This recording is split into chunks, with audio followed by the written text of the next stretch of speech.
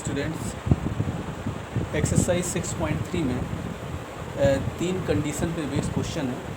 एक है ए क्राइटेरियन, या ये कहें कि ए कंडीशन जो है सिमिलरिटी की जो कंडीशन है, इसका मतलब ये होता है कि अगर दो ट्रायंगल सिमिलर होंगे, उनके अगर करस्पॉन्डिंग एंगल इक्वल हो। जैसे अगर ये एंगल इसके इक्वल है, मतलब angle A is equal to angle D है, और एंगल बी की वैल्यू एंगल ई के इक्वल है, एंगल बी की वैल्यू एंगल ई के इक्वल है, और एंगल सी की वैल्यू एंगल एफ के इक्वल है, एंगल सी की वैल्यू एंगल एफ के इक्वल है, तो ये ट्रायंगल इसके सिमिलर होगा। और इसकी साइड में, यानी इसकी करस्पॉन्डिंग साइड भी, इसमें जो रेशियो होगा वो भी प्रोपोर्शनल होगा, यानी उनका जो रेशियो होगा वो भी कांस्टेंट होगा। तो अगर कोई भी दो ट्रायंगल के तीनों एंगल दूसरे ट्रायंगल के तीनों करस्पॉन्डिंग एंगल के अगर इक्वल हों, तो ये दोनों ट्रायंगल सिमिलर होते हैं। और अगर ये दोनों ट्रायंगल सिमिलर होंगे और इनकी साइड में भी जो रेशियो होगा वो प्रोपोर्शनल होगा, A B upon D E. इस दोनों एंगल के करस्पॉन्डिंग ये वाली साइड थी A B upon D E, B C upon P F, और इसमें से A C upon D F, इनमें भी प्रोपोर्शनल होगा। और ये जो दोनों ट्रायंगल होंगे वो सिमिलर होंगे, तो ए बी सी ये सिमिलर होगा ट्रायंगल डी ई एफ के। ये सिमिलरिटी ए कंडीशन कहलाती है। इसी तरीके से दूसरी है एस। अगर दो ट्रायंगल की करस्पॉन्डिंग साइड में अगर रेशियो प्रोपोर्शनल हो, इसका मतलब ये साइड इसके प्रोपोर्शनल है और ये साइड इसके प्रोपोर्शनल है, यानी इसका रेशियो कांस्टेंट, इसका और इसका रेशियो इसके और इसके रेशियो के अगर इक्वल है, तो इसका मतलब A B upon P Q is equal to A B upon P Q B C upon Q R, और is equal to A C upon P R. ये तीनों रेशियो प्रोपोर्शनल हो तो ये दोनों ट्रायंगल भी सिमिलर होते हैं, तो इनके करस्पॉन्डिंग एंगल भी इक्वल हो जाते हैं। इसका मतलब ये वाला एंगल इसके इक्वल होगा, तो ये हो जाएगा एंगल ए की वैल्यू यहाँ पर एंगल पी के भी इक्वल होती है, एंगल बी की वैल्यू एंगल क्यू के इक्वल होगी, और एंगल सी की वैल्यू एंगल आर के इक्वल होगी। और ये दोनों जो ट्रायंगल होंगे ए बी सी सिमिलर हो जाएगा triangle P Q are.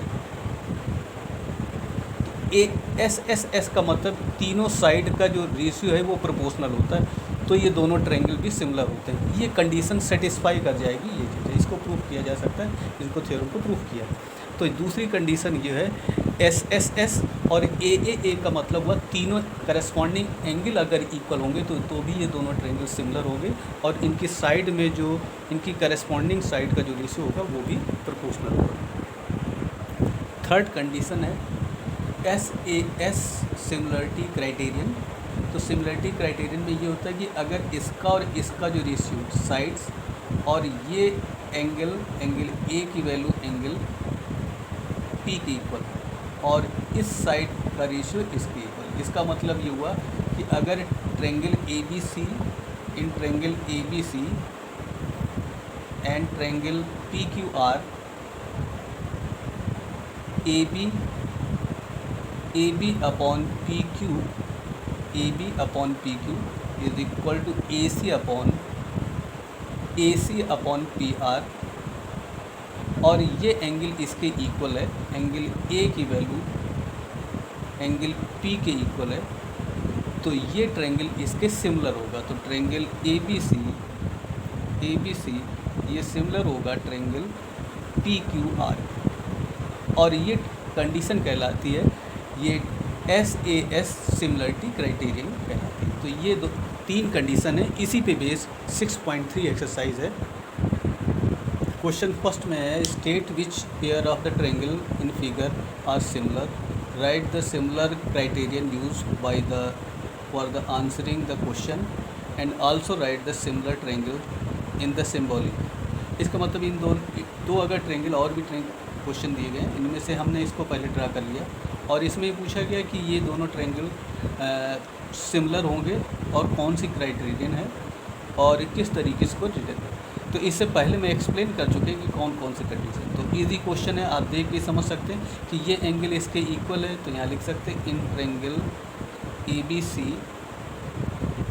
C and triangle P Q R. यहाँ से एंगल ए की वैल्यू 60 और एंगल पी की वैल्यू 60, ये दोनों की वैल्यू 60 डिग्री। इसी तरीके से एंगल बी की वैल्यू और एंगल क्यू की वैल्यू इक्वल है और ये 80 डिग्री है। इसी तरीके से एंगल सी की वैल्यू एंगल आर के इक्वल है और इसकी वैल्यू 40 डिग्री है। तो इसके करस्पॉन्डिंग तीनों एंगल इसके तीनों एंगल के इक्वल है। तो यहाँ पर ये जो ट्रायंगल है वो इस ट्रायंगल के सिमिलर होगा। तो triangle A B C similar, उसी ऑर्डर में ए पर 60, तो उसी तरीके से similar to triangle P Q और आर, पी क्यू आर।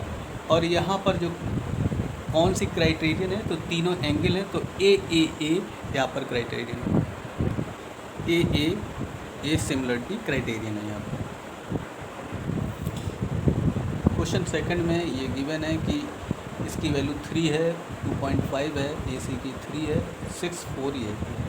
अब यहाँ देख रहे हैं कि इसका और इसकी जो वैल्यू है ए बी और क्यू आर, तो ए बी और क्यू आर, इसकी जो वैल्यू है ए बी की वैल्यू 2 और क्यू आर की वैल्यू 4 इज इक्वल टू 1/2। इसी तरीके से सेकंड में इसकी वैल्यू है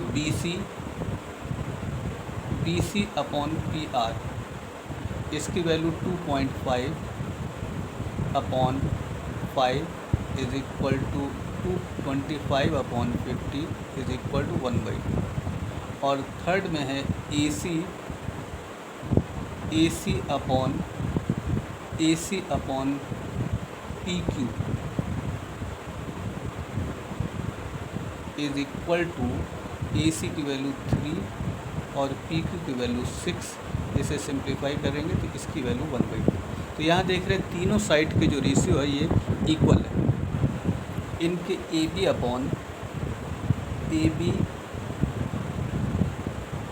upon Q R is equal to B C upon P R is equal to A C upon P Q. तीनों साइड के जो रेशियो का प्रोपोर्शनल है ये 1/2 के इक्वल है। तो ये दोनों अगर रेशियो तीनों साइड की करस्पॉन्डिंग साइड के रेशियो अगर प्रोपोर्शनल होते हैं तो ये दोनों ट्रायंगल भी सिमिलर होंगे।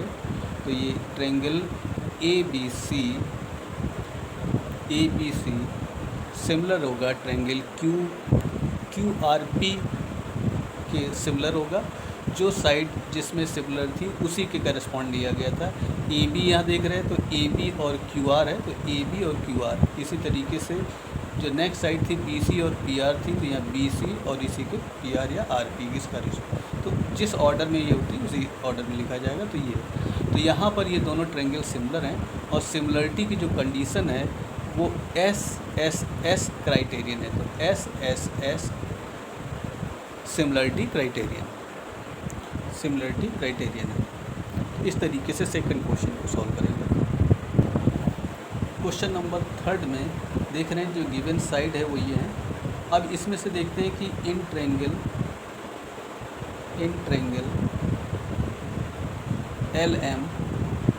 LMP एंड ट्रायंगल DEF, अगर इन दोनों ट्रायंगल में अब किसी भी साइड का अगर हम रेशियो ले रहे हैं, क्या ये इक्वल आ रहा है? इसका रेशियो, इसका रेशियो, और यहाँ पर इसकी जो वैल्यू दी गई है 3 है, 3 इसका रेशियो, इसका 1/2, इसका 2/5, तो ये तो वैल्यू इक्वल नहीं आ रही। लेकिन इसी तरीके से पहले चेक कर लेते हैं कि कोई रेशियो इसमें सेम तो नहीं आ रहा।